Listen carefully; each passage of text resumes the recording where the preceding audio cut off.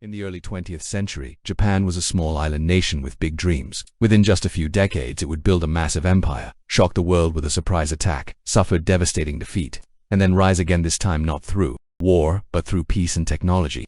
This is the story of Japan in World War II's rise, its fall, and its lasting legacy. To understand Japan's role in World War II, we have to go back to the late 1800s.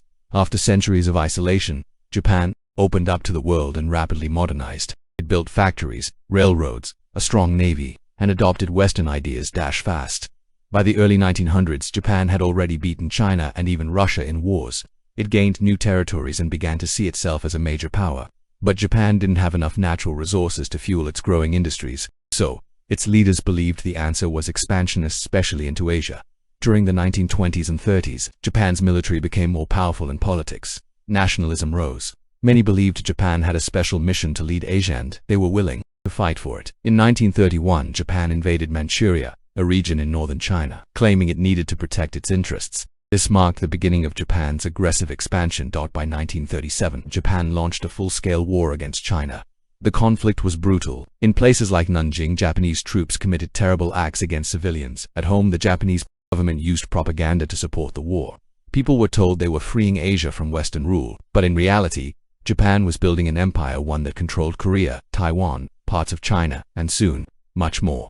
In 1940, Japan joined Germany and Italy in the Axis alliance. When Western countries like the US stopped selling Japan oil and other materials, Japan saw this as a threat to its future. On December 7, 1941, Japan attacked the US naval base at Pearl Harbor, Hawaii. The goal was to weaken the American Navy and take over more land in Asia and the Pacific before the US could fight back. It worked at first. Japan quickly captured places like the Philippines, Malaya, Singapore, and Indonesia. Its empire was at its peak, but Japan's success didn't last. In June 1942, the US defeated Japan at the Battle of Midway, sinking 4 aircraft carriers. From then on, the Allies began pushing back. Japan lost battle after battle. Its navy shrank, supplies ran low. American bombers reached Japanese cities. People suffered, yet the government refused to surrender. In desperation, Japan began using kamikaze pilots, men who would crash their planes into enemy ships, sacrificing themselves. By 1945, Japan was cornered. Then came the final blow. On August 6, the US dropped an atomic bomb on Hiroshima.